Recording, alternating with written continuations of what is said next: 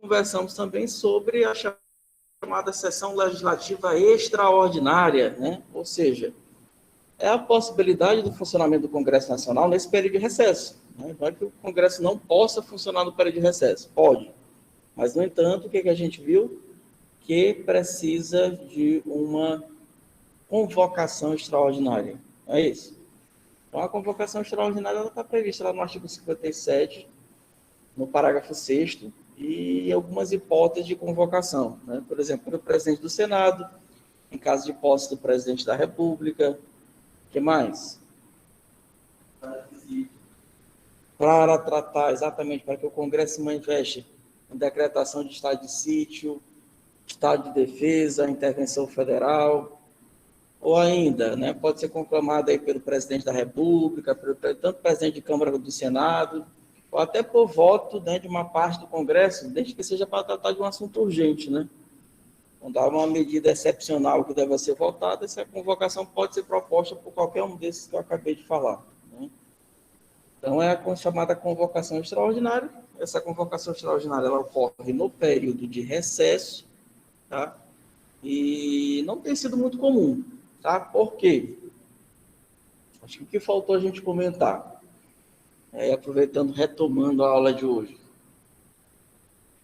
Quando tem convocação extraordinária, vocês acham que eles recebem alguma coisa a mais para ser convocados? Deputados e senadores, eles recebem, vocês acham que eles recebem algum extra para essa convocação?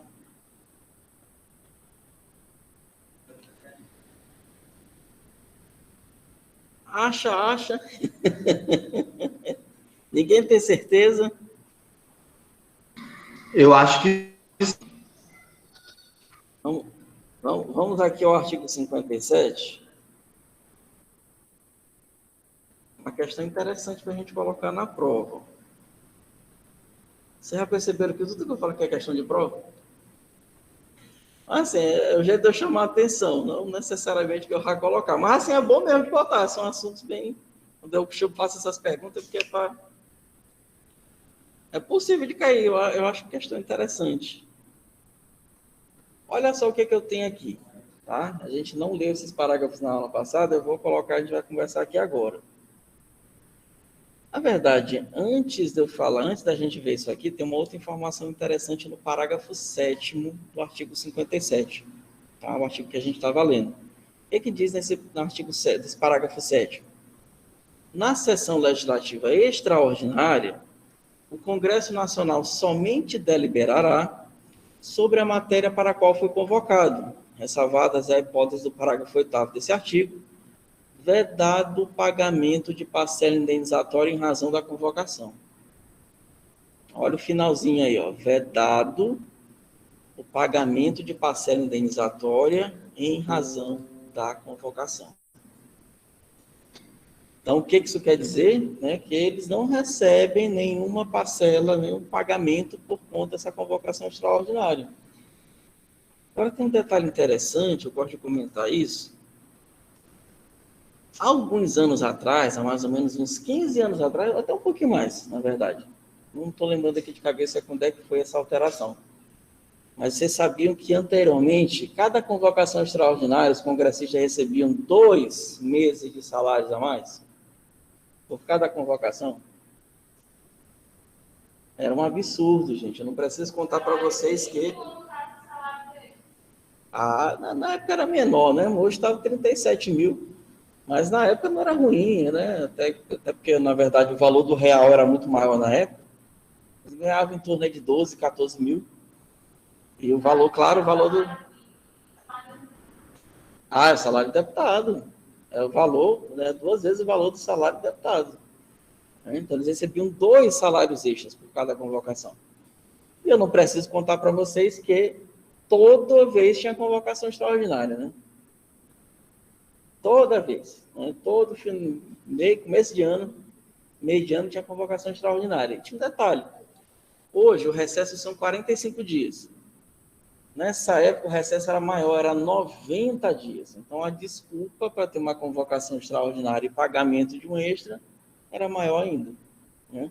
Então, nós tivemos uma emenda constitucional, nós tivemos uma alteração da Constituição que acabou com isso. Tá? Então, hoje, né, não falo em pagamento de qualquer parcela indenizatória em razão dessa convocação extraordinária, tá? O outro detalhe que eu queria chamar a atenção desse parágrafo, que é outra informação importante, lá no comecinho diz, o Congresso ele só pode falar, ele só pode tratar da matéria para a qual foi convocado. Acho que isso a gente até comentou na aula passada, né? Mas não custa relembrar. Então, toda vez que o Congresso tem uma convocação extraordinária, gente, não é para ter o funcionamento normal, não é para ter voltar a funcionar tudo. Quando eu tenho uma convocação extraordinária, se é para votar, por exemplo, uma medida provisória urgente, é para votar essa medida provisória e ponto. Ah, precisa aprovação de um novo, né, de um pacote de medidas econômicas. É para votar esse pacote de medidas econômicas. Não se admite o retorno para qualquer hipótese, né, de outro funcionamento, a não ser pelo motivo da convocação. Certo? Então, bora botar essas informações aí, ó. Só me lembrem qual foi a última coisa que eu coloquei na aula passada, só para eu saber exatamente. Foi o funcionamento ordinário do Congresso Nacional. A última tópico foi uma observação que... Né? Foi uma observação que casos que autorizam extraordinária e colocou o artigo 57, parágrafo 6º. Perfeito, então é isso mesmo, estou no lugar certo. Vocês podem colocar aí, a gente é a continuação da aula passada, tá? Eu só coloco, só que falei para vocês colocarem o funcionamento do Congresso continuação, que é para vocês saberem que foi uma outra aula, mas o assunto é continuando. Viu? Então, vocês podem colocar da seguinte forma. Pode colocar como observação. Observação. O Congresso Nacional apenas deliberará. O Congresso Nacional apenas deliberará o assunto, apenas deliberará o assunto para qual foi convocado,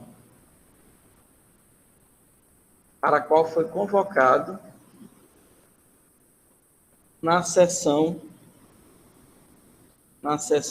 extraordinária.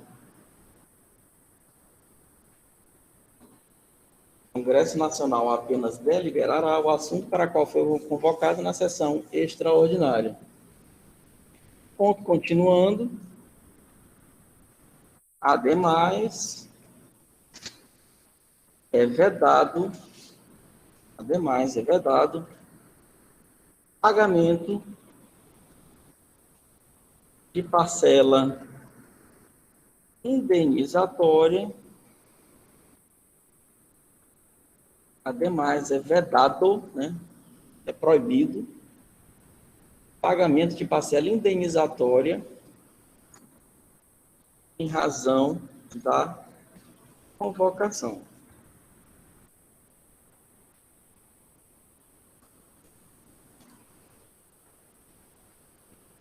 Em razão da convocação. É vedado pagamento de parcela indenizatória em razão da convocação. Professor, não existe um assunto que possa ser votado além do motivo da convocação? Já falei para vocês tomarem cuidado com essas regras, não já? Você lembra que eu falei para vocês? Tomem cuidado com as regrinhas que eu colocar. Cuidado que geralmente tem exceção. No parágrafo 8º desse mesmo artigo 57, tem uma exceção. Vou ler para vocês e a gente passa daqui para a gente anota. Parágrafo 8º do artigo 57. Havendo medidas provisórias em vigor na data da convocação extraordinária do Congresso, serão elas automaticamente incluídas na pauta de convocação. Olha aí que interessante. Professor, porque o senhor não falou logo para a gente? É mais fácil. Eu estou utilizando a mesma técnica que a Constituição diz. Ela diz, olha, primeiro, não é possível convocação para nenhum assunto, né? Não foi isso que a gente leu? E logo em seguida ela traz a exceção. Estou utilizando a mesma técnica com vocês, tá? Então, na verdade, olha, em regra foi aquilo que a gente conversou. O Congresso ele só pode, né, tratar do assunto para qual ele é convocado A exceção, isso aí, assim, não existe outra exceção além dessa, a exceção da medida provisória. Aí eu explico por quê. Medida provisória era feita pelo presidente da República. O presidente é que edita diretamente a medida provisória. O presidente só pode fazer uso da medida provisória, gente, quando for um assunto de urgência e relevância do país. É um assunto que tem que precisar tratar por medida provisória, em razão, né, dessa urgência e relevância. E em razão dessa urgência, para que ela se torne uma medida definitiva, uma lei, o Congresso precisa aprovar. E o Congresso tem prazo para isso. O Congresso tem até 120 dias para aprovar uma medida provisória. Então, se por um acaso... Aí tem um detalhe. Esse prazo de 120 dias não é contado no período de recesso. Que, afinal de contas, como a gente conversou, para todo o funcionamento do Congresso, inclusive os prazos que estão tramitando. Se convoca o Congresso, se a medida provisória é relevante e urgente, ela também é incluída em pauta de votação, em razão da sua urgência. Tá? Então, o que justifica a medida provisória também entrar em pauta é a urgência da medida provisória. Certo? Então, vou botar essa informação aí. Dependendo de vocês que estão aqui presencial, vocês podem fazer continuando ou vocês podem abrir um novo parágrafo, tanto faz. Coloque assim, o artigo 57, parágrafo 8º, artigo 57, parágrafo 8º,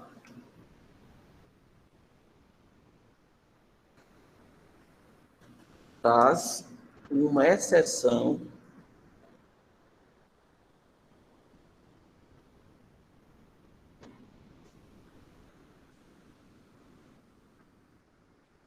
à regra, né? Traz uma exceção à regra de votação, a regra de votação, é o A craseado, né? A regra de votação. O artigo 57, parágrafo 8, traz uma exceção à regra de votação, que é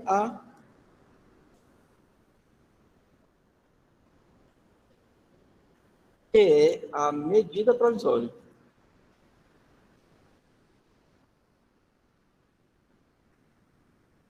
Que é a medida provisória.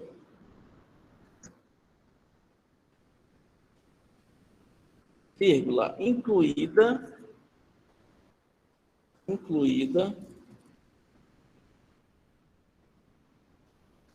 automaticamente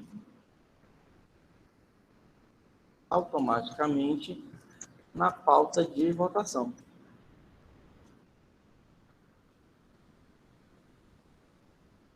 Incluída automaticamente na pauta de votação.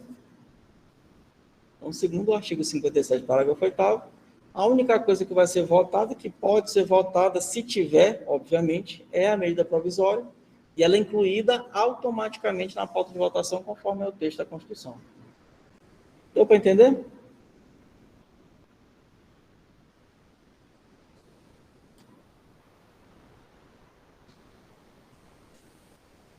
Então, com essas duas informações aqui que a gente acabou de conversar, finalizamos essa parte de sessão extraordinária, né? E agora nós vamos falar ainda, não acabamos sessões, tem mais duas coisinhas que a gente precisa conversar sobre esse funcionamento do Congresso. O que é? Abram aí um subtópico, do jeito que vocês preferirem. Na verdade, isso aqui é um subtópico, que ainda está dentro do funcionamento do Congresso. E é um tipo de sessão que a gente chama de, na verdade, de sessões preparatórias.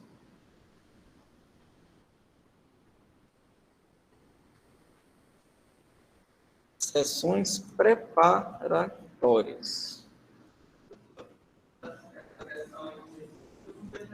Com 2 S. Aqui é a sessão mesmo de reunião, então é a sessão com 2 S. Sessões preparatórias. Onde é que está a previsão dessas sessões preparatórias? Se vocês quiserem colocar aí entre parênteses. Artigo 57, parágrafo 4º. Artigo 57, parágrafo 4º. A Constituição, obviamente. Professor, por que sessões? Por que está no plural? Por que não está no singular? Vou já explicar. Quando a gente fala de sessões preparatórias, a gente tem visto aqui dois objetivos aqui dessas sessões. Tá? A primeira, dar posse aos membros, aos novos membros que foram eleitos no Congresso Nacional. Tá? Então, a primeira coisa que a gente objetiva com essas chamadas sessões preparatórias. Então, no início da legislatura, né, o Congresso que foi eleito em outubro do ano anterior, ele precisa tomar posse, para que ele possa começar a trabalhar, né, deputado como deputado, senador como senador. Então, o primeiro dia de funcionamento, antes de pensar em fazer qualquer outra coisa, gente, eles tomam posse. E aí eles tomam posse nessa data que a gente começa a chamar de sessão preparatória. Tá? Então, o primeiro objetivo da sessão preparatória é dar posse para os novos membros. Ah, professor, a posse não acontece só num dia? É, a posse sim. Mas por que a gente chama de sessões? É por conta do segundo objetivo dessas sessões preparatórias. Eles tomam posse e logo em seguida começa um grande debate dentro de cada casa do Legislativo. Sabe qual é? A briga pela presidência de cada uma das casas. Isso aqui é extremamente importante dentro do processo desse processo de formação das casas legislativas. É saber quem vai ser o presidente da Câmara, saber quem vai ser o presidente do Senado.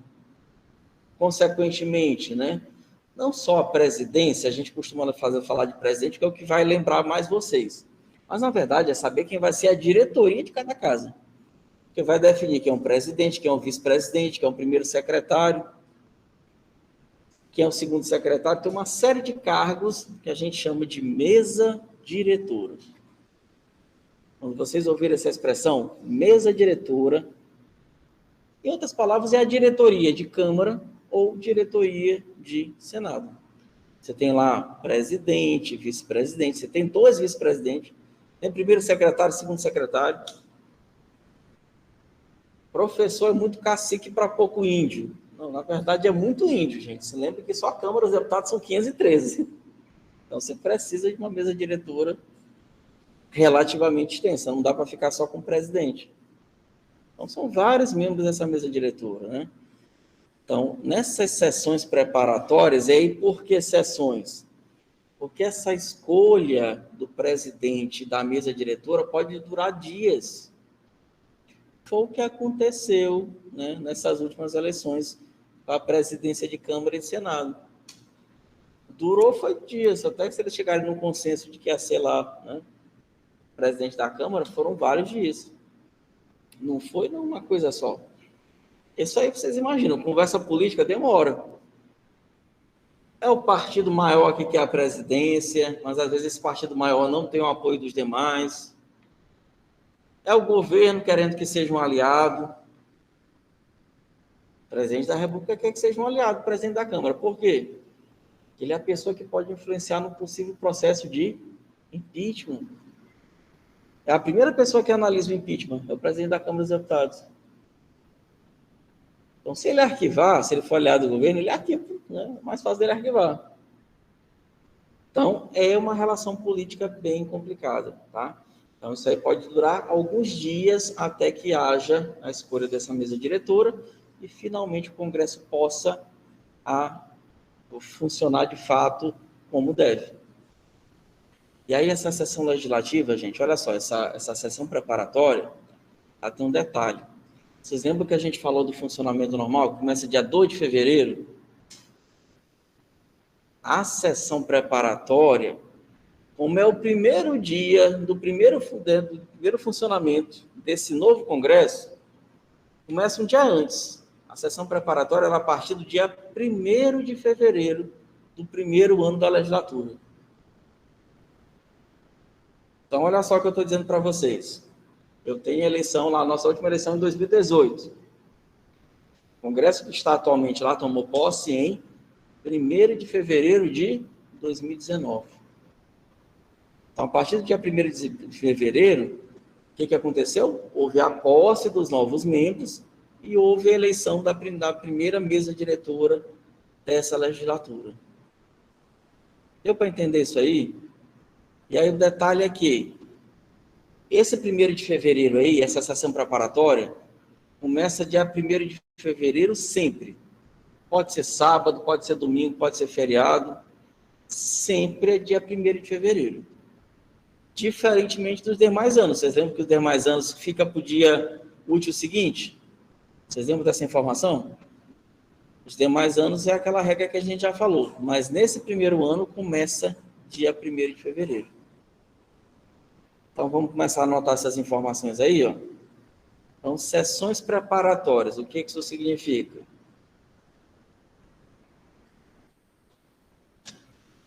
São as sessões que objetivam,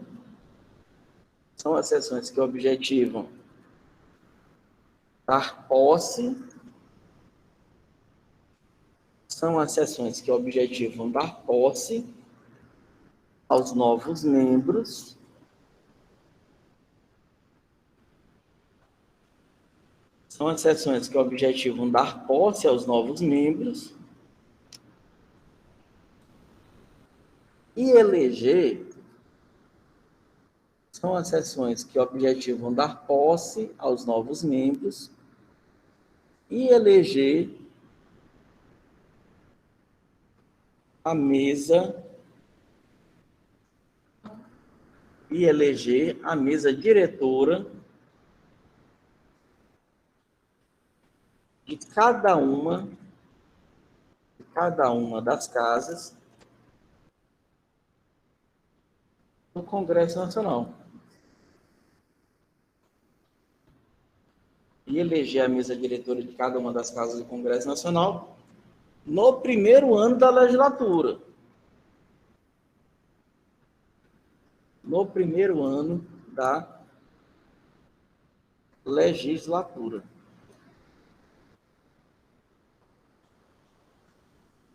São as sessões que objetivam dar posse aos novos membros e eleger a mesa diretora de cada uma das casas do Congresso no primeiro ano da legislatura. Ocorrem, ocorrem a partir de 1º de fevereiro. Ocorrem a partir de 1º de fevereiro do primeiro ano da legislatura. Ocorrem a partir de 1º de fevereiro do primeiro ano da legislatura. Esse 1º de fevereiro aí, lembrem que, independente de ser sábado, domingo, feriado, dia chuvoso ou não, eles se reúnem dia 1º. Para começar primeiro, porque tem que dar posse para todo mundo, e para depois discutir quem vai ser a mesa diretora de cada uma das casas. Gente, essa eleição de mesa diretora de cada uma das casas, ela é essencial porque ela vai, digamos assim, ela vai dar o start em todo o funcionamento do Congresso. Para que, por exemplo, haja qualquer debate, qualquer votação, quem vai definir essa pauta de votação, né, o que vai ser votado tanto em Câmara quanto em Senado, são as presidências de cada uma das casas. Se o presidente não quiser pautar determinado assunto, o assunto fica lá esperando, aguardando algum dia para que ele possa ser votado. Diga. Tem que trabalhar nas últimas eleições para a Câmara, foi só no primeiro ano. Não foi? Estava esperando que alguém fizesse essa pergunta.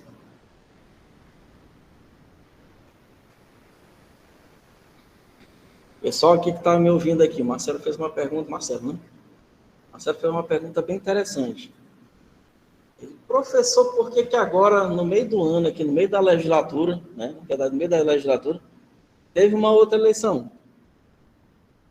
Na verdade, a eleição para a mesa diretora, as mesas diretoras, elas cumprem um mandato de 2 anos. São 2 anos de mandato. Então, dentro de uma legislatura, lembra que a legislatura são aqueles 4 anos que renova, você lembra? 4 anos de uma legislatura.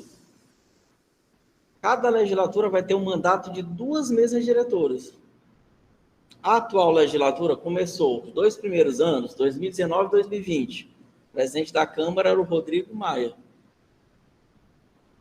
Começo agora de 2021, né, nós tivemos a eleição, né, e aí foi eleito o Arthur Lira. Lá no Senado, anteriormente era o Davi Alcolumbre, era o presidente do Senado. E desde fevereiro de 2021 é agora me fugiu o nome do presidente do Senado. Mas mudou. Deixa eu pesquisar bem aqui que eu te digo já. Gosto de estar com o computador que a gente pesquisa logo. Não é o Pacheco não, professor? O Pacheco, esse mesmo. Muito obrigado. Pronto, mas eu não precisar. Né? Então, atualmente, ele que é o presidente do Senado. Então, isso acontece por quê? Essas mesas diretoras, elas só cumprem um mandato de 2 anos. E aproveitando a tua pergunta, agora eu vou formular uma pergunta para vocês. Professor, isso quer dizer que nós temos 2 sessões preparatórias durante a legislatura? Isso quer dizer que nós temos, então, 2 sessões preparatórias?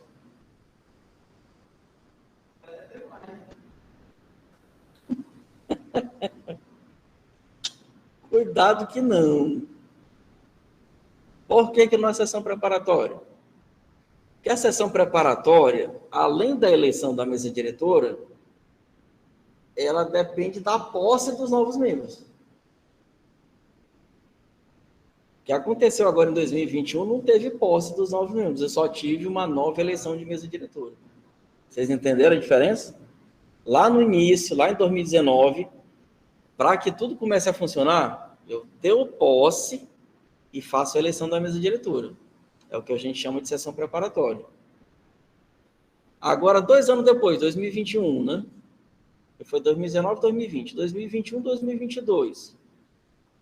Eu vou fazer uma eleição de uma nova mesa diretora, mas eu não preciso dar posse para os novos membros do Congresso, são os mesmos. Lembra que só vai renovar agora em 2022. Eles começaram a trabalhar em 2023. Certo? Eles esperar fazer dia primeiro, né? Que eles fazem essa preparatória. Por que eles não deixam para depois do dia 2, sendo que no dia 1, os novos que vão ser eleitos não vão estar na ocupação do dia depois? Não faz muito sentido.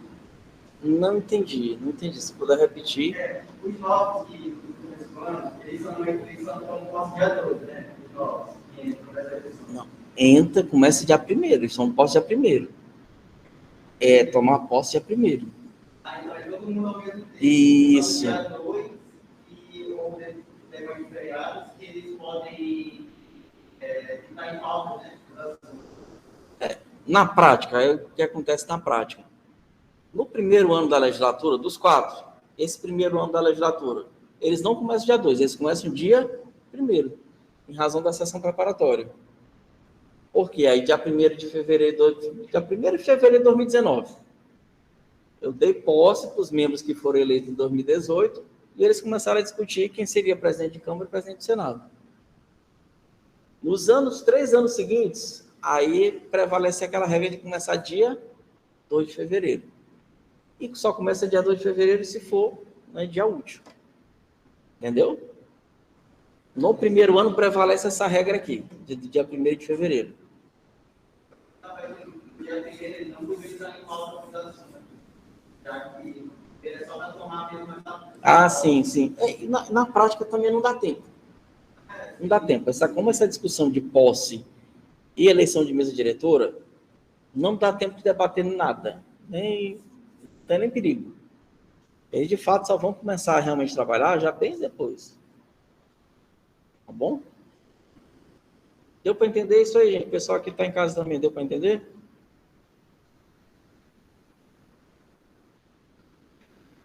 essa questão do mandato das mesas diretoras, eu vou já anotar com vocês. Eu vou logo fechar a questão das sessões, e aí a gente volta a falar desse assunto aqui das mesas diretoras, que tem uma coisa importante também para falar para vocês. Tem mais uma sessão para a gente falar aqui. A gente fechar essa questão do funcionamento e sessões, tá? É o que a gente chama de sessão conjunta. Sessão conjunta. O que é a sessão conjunta?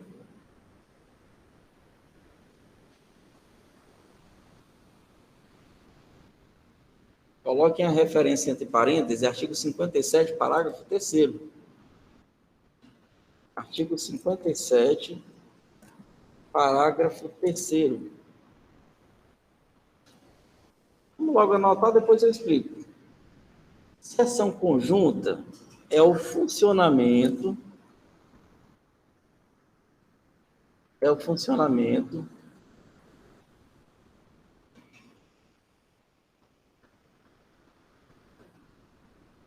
do Congresso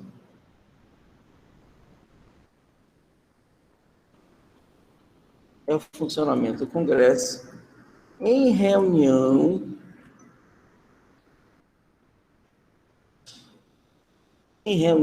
conjunta de Câmara,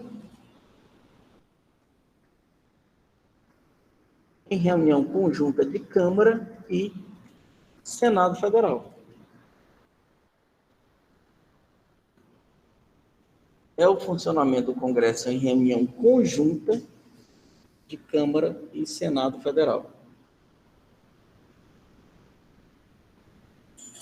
Professor, eu não entendi. Afinal de contas, eles não estão sempre juntos?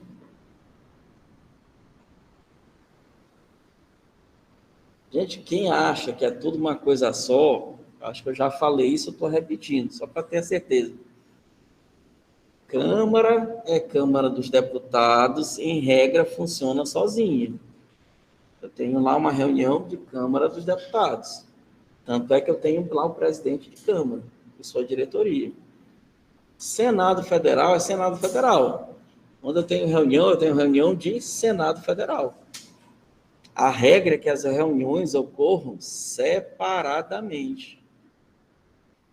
E esse que eu acabei de falar para vocês é uma exceção. Em algumas hipóteses, eu tenho funcionamento em conjunto das duas casas, ou seja, eles se reúnem ao mesmo tempo. E são as hipóteses que estão previstas aí no 57, parágrafo 3º. Então, completem essa informação aí. Ponto continuando. As hipóteses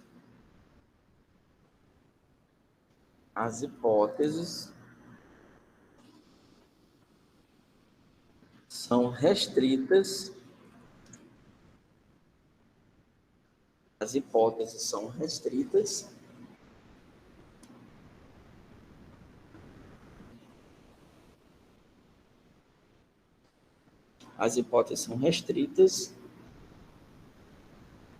ao declinado pela Constituição. Declinado. Vírgula, vez que a regra, as hipóteses são restritas ao declinado pela Constituição, vírgula, vez que a regra é que hajam reuniões em separado. Vez que a regra é que hajam reuniões em separado. A regra é que hajam reuniões em separado.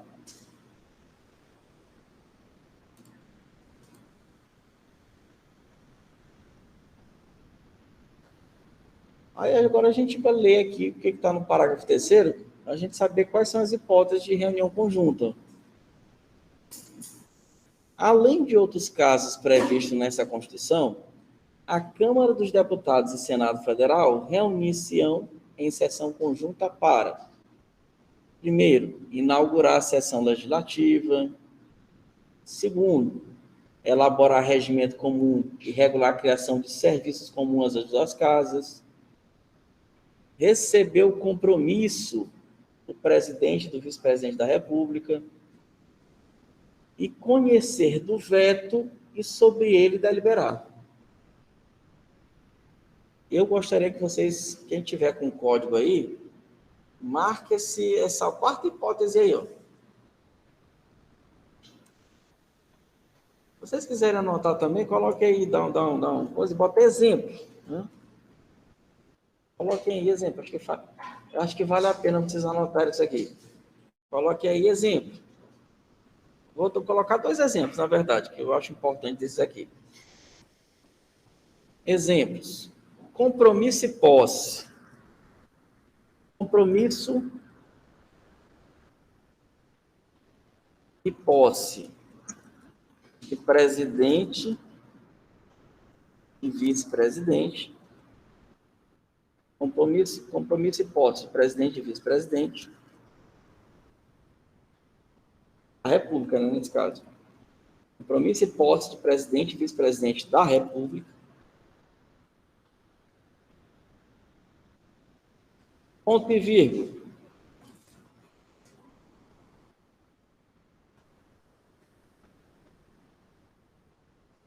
Deliberar sobre o veto do presidente. Deliberar sobre o veto do presidente.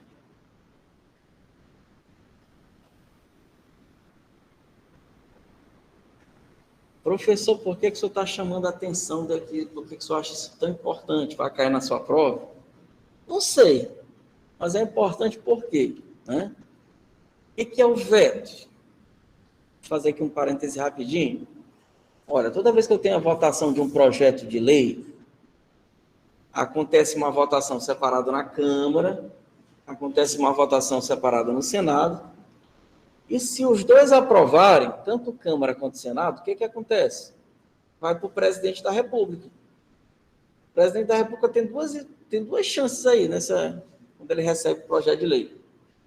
Ou ele concorda com o projeto, que a gente chama de sanção, ele assina embaixo, ou ele veta. Vetar significa dizer que ele não concorda com o projeto. E quando a gente ouve falar isso pela primeira vez, dá a entender que esse veto é definitivo. Vocês também acham isso? O presidente vetou o projeto de lei. Vocês já devem ter ouvido isso algum dia. Vou dar um exemplo atual. Nessa semana passada saiu a notícia, o Congresso aprovou uma lei aumentando o fundo eleitoral, né, para 5 bilhões de reais. Vocês viram isso? 5 bilhões de reais para fundo eleitoral. Em outras palavras, para dar dinheiro para partido político fazer campanha política. 5 bilhões. Não estou falando errado, não. 5 bilhões. O que o presidente fez? Eu não estou dizendo que ele fez isso porque ele é bonzinho, né? Enfim, ele vetou. Ele recebeu o projeto de lei e ele vetou esse artigo que previa esses 5 bilhões de reais. E aí eu vejo o povo na internet comemorando, né? Vi várias publicações. O presidente vetou abaixo o fundo eleitoral de 5 bilhões. É legal comemorar, mas sinto acabar com a empolgação de quem acha que é definitivo, que esse veto, gente, não é definitivo. O veto do presidente da República é uma importante manifestação? Não deixa de ser. Ele está se manifestando sobre os assuntos que são votados no Congresso. Ele manifesta que ele não concorda. Mas, gente, o que acontece com esse veto do presidente da República? Retorna para análise do Congresso e o Congresso analisa de forma conjunta. Tá? Então, uma importante definição, que vejam bem, quando o projeto está sendo discutido, ele é discutido em separado. Câmara discute sozinha, depois o Senado. Aprovou os dois, vai para o presidente da República. Ou ele sanciona, ou seja, ele está concordando, ou ele veta. E o que eu estou falando para vocês, primeiro, que o veto não é definitivo, porque esse veto vai voltar para a análise do Congresso, e o que é importante nesse momento para que vocês entendam? Esse veto é analisado conjuntamente por Câmara e Senado, ao mesmo tempo. Deu para entender isso aí, gente? Isso aí vai ser importante, estou falando isso aqui também hoje, mais para frente a gente vai falar de processo legislativo. Isso aqui é extremamente importante quando a gente fala lá. Tá? Mas é uma importante definição. O Congresso ele analisa de forma em conjunto, reúne senador e deputado ao mesmo tempo, para discutir o que foi vetado pelo presidente. Tá? Alguém perguntar aqui na online? Pode perguntar. Professor, essa questão do veto é definitiva ou tem alguma exceção de que o Congresso nem sempre vai debater o veto? Então, o Congresso, o Alan está perguntando aqui se existe alguma exceção. Todo projeto vetado pelo presidente pode ser analisado pelo Congresso. Pode. Eu não estou dizendo que é obrigatório ser analisado pelo Congresso, que é diferente. Aí vocês conseguiram entender isso? O que vai ser analisado? Esse veto vai ser analisado pelo Congresso, gente? O Congresso pode analisar o veto, ele deve analisar o veto, mas eu não posso dizer que é obrigatório. Então, consequentemente, se o Congresso deixar, digamos assim, deixar de mão, não há análise do veto. Não há nenhuma punição para que isso, quando isso ocorre. Vocês entenderam? Então, não é obrigatório, professor, que haja. Mas o que acontece nessa... Ela volta para o presidente? Não entendi, Alan. O que acontece nessa análise? Ela volta para o presidente porque o Congresso ele tem o direito de negar a opinião do presidente, porque se o presidente já vetou, o máximo que eles podem fazer é analisar para poder devolver um novo projeto de lei. É isso? Pronto. Aí, olha, a pergunta não sei se vai ser a tua, senão eu vou te dar espaço para te fazer a pergunta. O Alan está perguntando, professor, então nesse veto, o Congresso é definitivo, ele vai ter que devolver para o presidente depois? Não devolve. A análise do veto ela é definitiva pelo Congresso Nacional. Se o Congresso resolve analisar esse veto, o Congresso vai decidir por uma vez. Ou ele concorda com o veto do presidente, isso significa que o assunto, no popular, morreu, ou o Congresso pode fazer o que a gente chama de derrubada do veto do presidente. Ou seja, nessa hipótese que eu acabei de falar para vocês, pode ser, não sei se é isso que vai acontecer, tá? Mas pode ser que o Congresso derrube o veto do presidente e faça valer o fundo eleitoral de 5 bilhões dos partidos políticos. Em outras palavras, Alan e os demais, se o Congresso analisar o veto e decidir derrubar o veto, isso é definitivo. Então, vai para a mão dele se ele pode ser derrubado também. Estou gostando das perguntas. Olha, temos uma turma aqui boa. Gostando aqui do engajamento. Antes de eu responder a tua pergunta, era a tua pergunta ou não era? Pronto, deixa eu aproveitar e explicar que eu respondo para vocês dois. Né? Pergunta aqui para o pessoal que está em casa. Saiu, então, professor, por que então vai para o presidente? É simbólico? Não chega a ser simbólico. Muito embora. Eu entendo perfeitamente a tua crítica, tá? Muito embora a decisão do vetado do presidente não seja definitiva, mas eu também não posso dizer que ela é simbólica, tá? Primeiro, por quê? Quando tu passas a analisar que para um assunto ser votado na Câmara e no Senado, na Câmara foi votado por 513 pessoas, Senado 81. Os dois aprovaram por maioria de votos, né? Nem todo mundo votou a favor, mas tem que ser aprovado por maioria de votos. chega no presidente da República, é uma pessoa só. A opinião dele de veto é uma pessoa só, vetando. Então, assim, esse peso político é diferente, tá? Ele é uma manifestação muito importante de descontentamento com esse projeto, tá? Um outro ponto, tá? Outro ponto. Eu não ia adentrar muito nesse assunto, porque senão, mas como vocês perguntaram, eu vou ter que responder.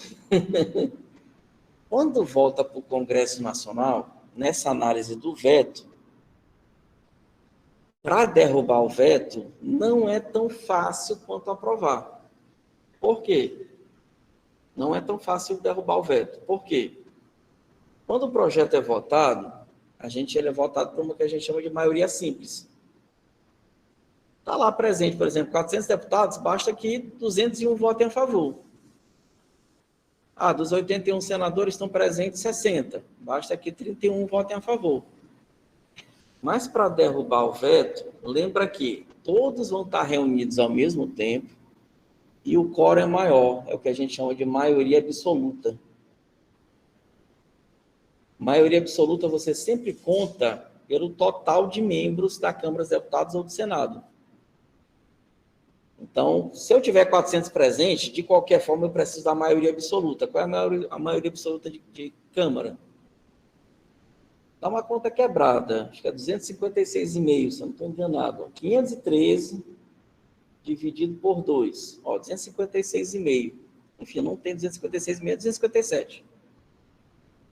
É a chamada maioria absoluta. Então, se eu tiver 400 presentes nesse dia da votação do veto, de qualquer forma, eu vou precisar de 257 votos só de deputados. Fora os votos do Senado, né? Eu tenho que considerar também. Então, é mais difícil. E outro ponto é, né, que eu também tinha acabado de responder, que não necessariamente, gente, nem todo projeto passa pela análise, nem todo projeto que o presidente veta, e olha que são muitos. Isso acontece com mais frequência do que vocês imaginam. Porque o veto nem sempre é do projeto todo. Às vezes é um artigo do projeto, vocês estão entendendo? Então, isso acontece com muita frequência.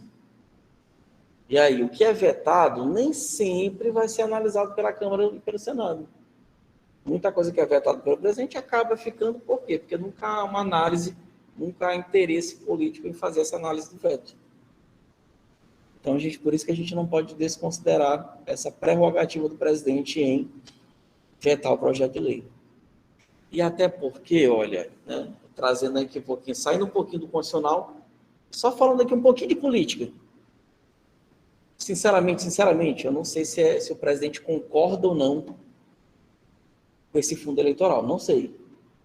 Mas ele vetou, olha só, quando eu falei para vocês 5 bilhões, vocês não se sentiram impactados, meu Deus, é muito dinheiro. Ele vetou, e aí, olha, eu vetei. Se o Congresso quiser, agora ele que derruba o veto. Ou seja, jogou a bomba política no Congresso Nacional. Isso é política.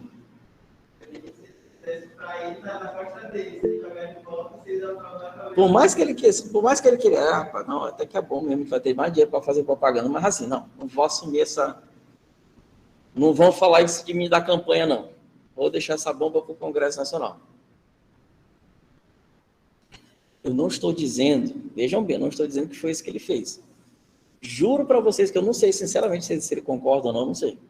Eu só estou falando que como isso pode ser utilizado para fins políticos. Vocês estão entendendo? Aí deixa a responsabilidade agora com o Congresso Nacional. Por exemplo, se ele bota uma... Já, Alan. Uma ensino que seja vai montar todo o projeto do Congresso, como só vai montar a parte do papel da lei, mas que... Boa pergunta, tá? Já respondo a pergunta do Alan aqui. A pergunta foi aqui o seguinte: o que acontece nesse caso, quando é parcial, o que acontece com o restante do projeto de lei? Que não é vetado, vira lei. Tanto é que vocês, quando comecem a ver código escrito, né? Pode pegar uma lei aleatória, vai lá no compilar de lei, vocês vão ver que é normal você ter lá uma lei, de repente, no meio de um artigo, no meio da lei, tem lá artigo vetado. Esse é o chamado veto parcial. O restante da lei, ó, virou lei, está aí no código para vocês estudarem. E o que for vetado, somente o que for vetado, é que volta para análise do Congresso. Essa possível derrubada de veto. Nesse caso que eu citei para vocês, a lei que tratou desse fundo eleitoral, ela é maior. Foi um corte, o que ele vetou foi apenas essa questão especificamente sobre o fundo eleitoral. O restante da lei foi aprovado, já está sancionado aí. Então, o que é aprovado, o que é sancionado, vira lei, é publicado, vai para os códigos, já se torna obrigatório, e o que é vetado fica aí pendente de análise do Congresso. Se um dia for analisado e derrubar o veto, elas incorporam ao projeto de lei original que já está lá sancionado. O Alan está perguntando aqui, professor, quem pode dar início a essa análise? Aí a importância da gente ter conversado ainda há pouco sobre a eleição de presidente de Câmara e presidente de Senado. Nesse caso aqui específico, como é uma reunião conjunta de Câmara e Senado, sabe quem tem que colocar isso em pauta? É o presidente do Senado. Eu estou adiantando um assunto que a gente vai já conversar, mas e por que é o presidente do Senado? O presidente do Senado também, gente, é o presidente do Congresso Nacional. Quando a gente fala em Congresso, vocês lembram que a gente conversou nas nossas primeiras aulas? Olha, uma coisa é a gente falar em Congresso, que é reunião de Câmara e Senado, e uma coisa é a gente falar só de Câmara ou só de Senado. Eu tenho presidente de Câmara, tenho presidente de Senado e eu tenho presidente do Congresso. Quem é o presidente do Congresso? É o presidente do Senado. Nesse caso aqui, como a análise do veto depende de uma reunião conjunta das duas casas, quem tem que pautar, né, quem tem que colocar em pauta, em análise, é o presidente do Senado, o presidente do Congresso. De quem é o veredito para concluir a exclusão do veto? Isso é pela votação. O presidente do Senado pautou, colocou em pauta, colocou em discussão. Aí é pelo voto. Se a maioria dos votos forem pela derrubada do veto, aquilo vai virar lei. Se não alcançar a maioria para a derrubada do veto, permanece vetado. Aí é definitivo. Professor, só mais uma pergunta. Diga. Se o veredito do final do veto, da exclusão, depende de uma votação, eu acho que não seria tão necessário o veto do presidente. Se o final é do Congresso, então seria aqui mesmo, só para dizer que teve importância o veto dele, porque no final acaba não tendo importância, sendo que é o próprio Congresso que vai votar. Aí eu volto para aquilo tudo que eu expliquei ainda agora, Alan. A gente sabe que não é definitivo, né, o presidente, mas, assim, é uma dificuldade a mais, é uma discussão a mais que o presidente coloca para o Congresso Nacional. Então, muitas das vezes é um desgaste político para o Congresso ter que analisar um veto do presidente. Precisa de uma organização maior entre os partidos, precisa de uma organização maior entre Congresso, Câmara e Senado.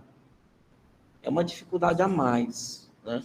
Então, por isso que a gente também não posso dizer que a gente vai desconsiderar o veto do presidente. Ele é importante. Politicamente falando e constitucionalmente falando, gente, é importante. Lembrem que, como eu falei ainda agora para vocês, olha, a gente está falando a opinião de uma pessoa só. Quando o projeto de lei é analisado, ele, no mínimo, vai ser passar ali por várias pessoas, vários deputados, vários senadores. E aí chega na mão de uma pessoa só, que é o presidente, ele tem o poder de veto. O que é feito por uma maioria, o presidente, ele olha, o poder dele é um poder grande, ele veta. Mas não é definitivo, professor, mas de qualquer forma ele tem um poder grande nas mãos. É uma influência grande, você está entendendo? Por mais que não seja definitivo, ele acaba criando uma outra situação política e constitucional quando ele veta. Porque para que o assunto realmente vire lei, o Congresso tem que se organizar muito mais, se mexer muito mais para que aquilo vire lei. Então, por isso que a gente também não pode simplesmente desconsiderar o veto desse presidente. Você está entendendo? Mas, assim, eu respeito a opinião de vocês, assim, a decepção de que esse veto não é definitivo, eu entendo perfeitamente. Mas também já não posso dizer que também a gente vai considerar simplesmente como simbólico. Não é, gente, garanto para vocês. Seja constitucionalmente ou politicamente, não é simbólico, garanto. Beleza?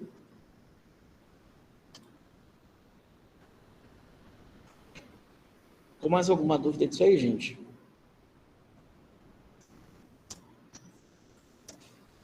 Para a gente fechar essa primeira parte aí, ó, a gente fechou essa questão das sessões, né, do funcionamento. O que faltou aí só para a gente fechar a ideia aqui do que a gente conversou, né? É a questão da eleição dessas mesas diretoras, que é importante a gente falar aqui e registrar isso aqui rapidinho.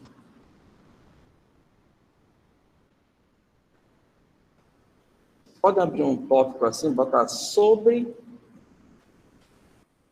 a eleição das mesas diretoras. Sobre a eleição das mesas diretoras.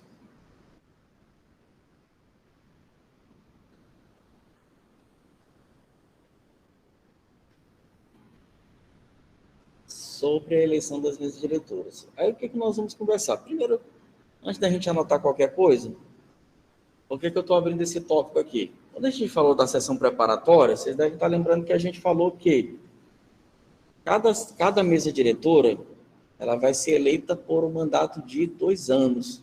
Vocês lembram disso? Então, em cada legislatura, a gente vai ter 2 eleições de mesa diretora. Uma lá no início, junto da sessão preparatória, e 2 anos depois a gente tem uma nova eleição de mesa diretora. Tá? Então, bora botar essa primeira informação?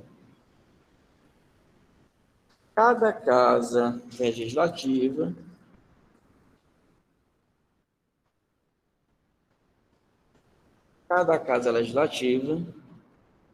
elege sua mesa diretora para mandato de 2 anos.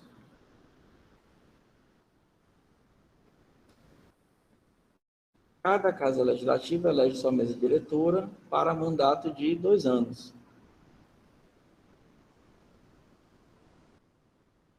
Vírgula, sendo que, né, só para lembrar, só para ficar claro, sendo que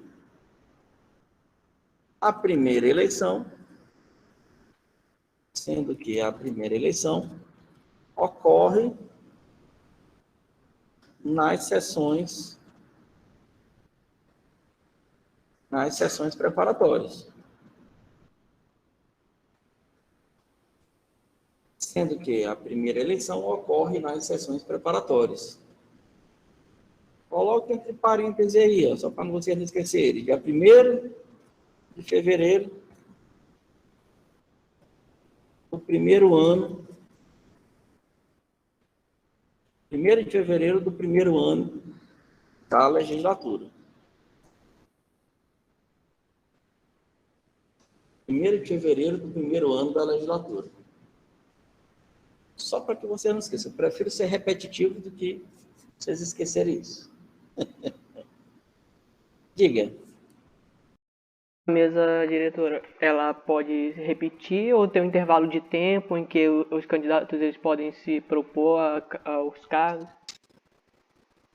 Otávio está fazendo uma pergunta ótima. É justamente o que nós vamos conversar agora, Otávio. Onde é que está isso aqui? Olha, vamos aqui ao texto da Constituição. O Otávio está perguntando se pode se repetir, se pode ter reeleição, não é isso, Otávio? Vamos aqui ao texto da Constituição que a gente vai já chegar nessa conclusão.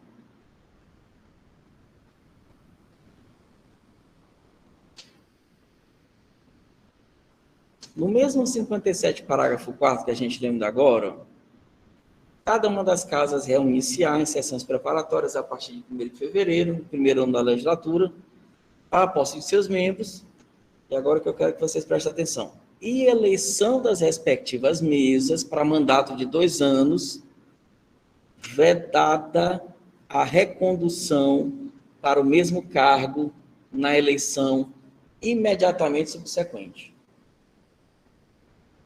Vedada a recondução para o mesmo cargo na eleição imediatamente subsequente. O texto aqui me parece bem claro, não parece? Diga, pode falar. Então, como o senhor acabou de ler, então significa que o presidente que foi numa sessão, ele poderia se candidatar na outra subsequente, mas não para o mesmo cargo. Não para o mesmo cargo. Ok. É exatamente isso que você entendeu. O Otávio que perguntou, então, professor, a pessoa pode se reeleger, mas para outro cargo? Pode. Ele não pode continuar para presidente. Mas, assim, tem uma coisa a mais por detrás. Eu pensei até que eu perguntar isso, Otávio. Tem uma coisa a mais aqui, né? Atualmente, quem é o presidente da Câmara dos Deputados é o Arthur Lira. Quem era o presidente da Câmara dos Deputados de 2019 a 2020? Até começo de 2021? Rodrigo Maia. Rodrigo Maia. Vocês sabem quem era o presidente da Câmara dos Deputados de 2017 até 2018? Aquele que foi preso, professor? Não, ele era antes. Já chego nele. Ele citou aqui o cara lá do Rio de Janeiro, como é que é o nome dele mesmo, meu Deus? Mas não é ele não. Sabe quem era? O Rodrigo Maia.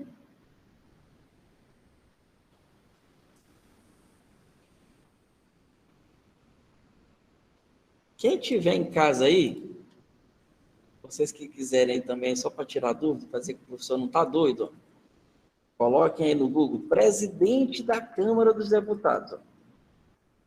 Só para dizer que eu não estou mentindo.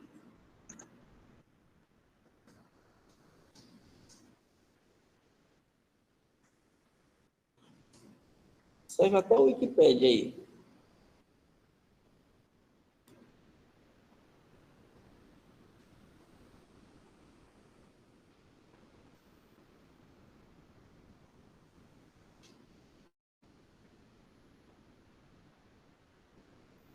Ó, tem aqui, Galeria de Ex-Presidentes.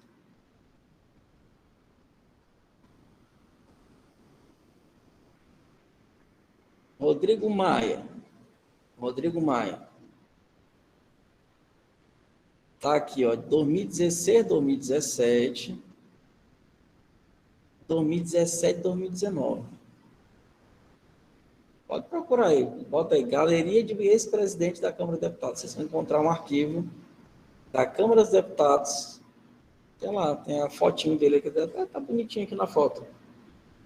Eu tenho a foto de Valdir Maranhão, deputado aqui do Maranhão, aqui, que ocupou a presidência da Câmara por um pequeno período. Antes dele, o Eduardo Cunha, que era o nosso colega que estava citando, era o Eduardo Cunha. Mas, professor, como é que o senhor disse? Leu uma coisa para a gente na Constituição. Como é que o Rodrigo Maia conseguiu passar 4 anos aí? Ninguém deu conta disso? Ninguém deu conta que ele passou 4 anos?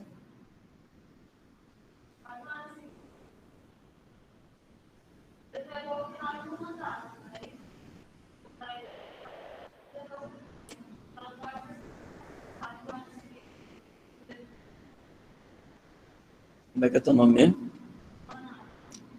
Te dá um ponto. Ó, teve uma colega aqui que matou a charada aqui, ó. Gente, olha, muito embora, vocês viram o texto aqui da Constituição, né? Parágrafo 4º do artigo 57, parte final. Mandato de 2 anos, vedada a recondução para o mesmo cargo na eleição imediatamente subsequente. Se a gente faz uma interpretação literal disso aqui, dá a entender que nunca você vai ter a recondução para o mesmo cargo em uma eleição, né, seguida. Isso é uma interpretação literal. Mas por que o Rodrigo Maia passou esses 4 anos aí seguidos na presidência da Câmara? Porque eram legislaturas diferentes. 2017, 2018 era uma outra legislatura. Eram os 2 últimos anos da legislatura anterior. Os 2 primeiros anos dessa legislatura, quem era o presidente era o Eduardo Cunha. Vocês lembram do Eduardo Cunha? Eduardo Cunha foi conhecido aí como meu malvado favorito. Foi ele que deu início ao processo de impeachment da Dilma Rousseff. E aí, depois que ele fez isso, eu acho que vocês sabem da história, né? Depois ele virou alvo político, acabou sendo acusado aí de vários atos de corrupção. Ele mesmo teve seu mandato cassado. Hoje está aí sendo, né, processado, investigado, processado por vários crimes aí pela justiça. Inclusive passou um bom tempo preso. Enfim, o resto é história. Valdir Maranhão assumiu um pequeno período de tempo até que houvesse a eleição de Rodrigo Maia, que foi presidente da Câmara em 2016, 2017. Acabou a legislatura. E aí, 2017, 2019, ele teve uma nova legislatura. Certo? Então, foi possível ele passar esses 4 anos seguidos aí por conta da diferença de legislatura. E isso, na verdade, gente, não foi uma novidade dentro do nosso aspecto político. Se a gente for buscar aqui, enfim, também não vou buscar para a gente também não ficar perdendo tempo vendo isso aqui. Acho que vocês já se convenceram de que é possível, né? Mas no Senado Federal, isso já era feito há muitos anos, inclusive envolvendo uma figura maranhense muito ilustre, né? José Sarney. José Sarney e o que é hoje o senador que fica, o Renan Calheiros, né, lá da CPI da Covid, eles por muito tempo fizeram isso na presidência do Senado Federal. Renan Calheiros passava 4 anos, né, 2 anos de uma legislatura e 2 anos de outra, e aí revezava com o José Sarney. Sarney passava outros 4. Então, isso não era novidade dentro da nossa política. Tá? Então, mas é possível por quê? Porque são legislaturas distintas. Lembre que quando tem uma legislatura, principalmente para a Câmara dos Deputados, o Rodrigo Maia, por exemplo, ele poderia não ter sido reeleito para ser deputado federal. Talvez ele nem fosse deputado, mas ele foi reeleito. Uma vez sendo reeleito, ele tomou posse novamente, se candidatou a presidente e foi eleito de novo presidente da Câmara dos Deputados. Passou os 2 primeiros anos, ele pôde fazer isso novamente agora? Não. Ele já foi presidente em 2019, 2020. 2021, 2022, nós tivemos que eleger um novo presidente da Câmara. Olha que ele até tentou, eles queriam até modificar a Constituição para permitir essa reeleição, mas acabou que não passou. Eles até tentaram, ele e o Davi Alcolumbre tentaram mudar a Constituição para permitir, mas acabou não sendo aprovado. Bora botar essa informação aí, gente?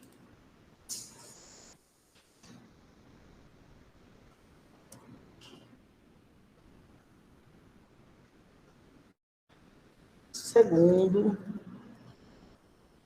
artigo 57, segundo o artigo 57, parágrafo 4º, coloca aí parte final, né? Artigo 57, parágrafo 4º, vírgula, parte final.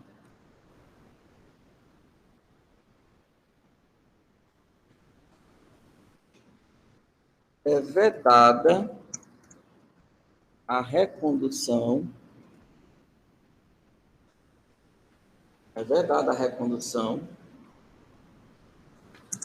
para o mesmo cargo em eleição imediatamente subsequente. É vedada a recondução para o mesmo cargo em eleição imediatamente subsequente. Ponto continuando. No entanto,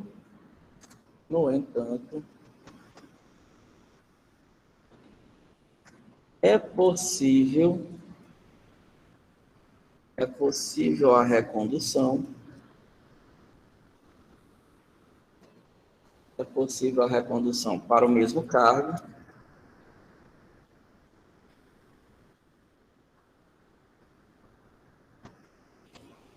No entanto, é possível a recondução para o mesmo cargo se a eleição, na verdade, se as eleições forem em legislaturas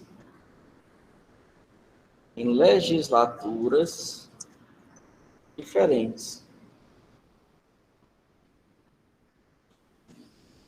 É possível a recondução para o mesmo cargo se as eleições forem em legislaturas diferentes. Aí, se você quiser colocar aí, abre um parênteses, coloca o exemplo Rodrigo Maia. Né? Abre um parênteses aí e coloca o exemplo Rodrigo Maia, para não esquecer. Rodrigo Maia. Né?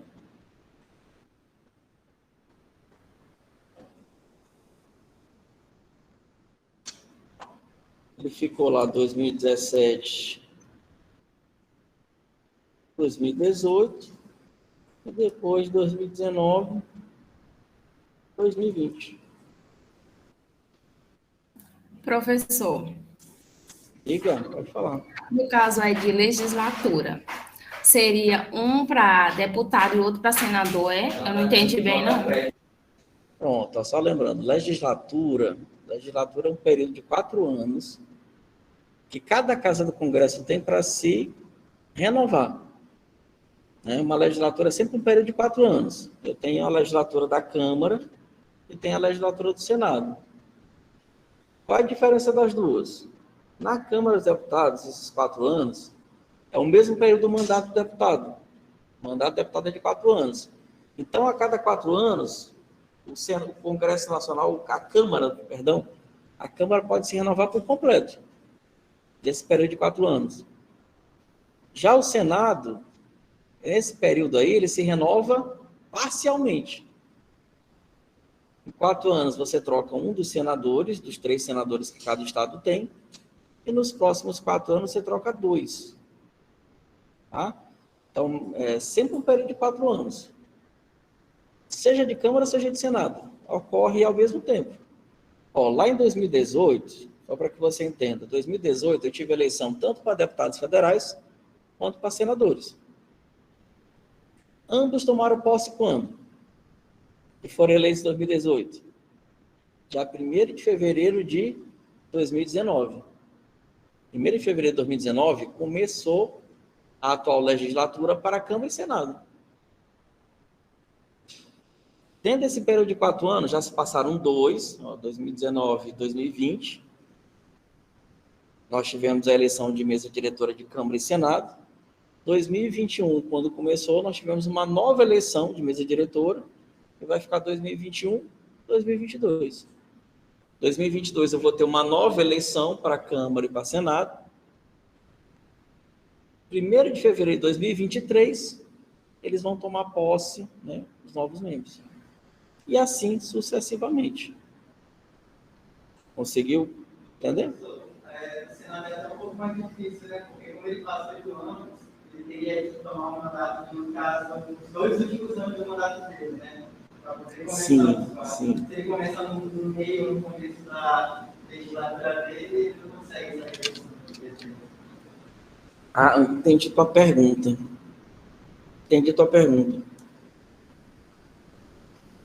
Mas no caso, a legislatura, ela muda de qualquer forma. Mesmo o mandato do senador tem 8 anos.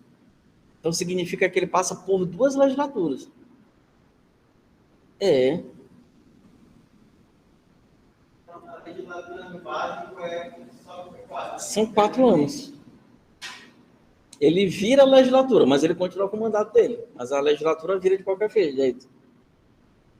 A legislatura é relativa para a Câmara 4 e a legislatura do Senado. Entendi. Não é. Tá aí, inclusive, ó, o pessoal que tá aqui em casa, a pergunta foi o seguinte: Ah, professor, mas o mandato de senador não são 8 anos? Então, é uma legislatura de 8 anos? Não. Só adaptando para a pergunta. A legislatura é sempre de 4 anos. Então, o mandato do senador, que são 8, significa que ele passa por 2 legislaturas.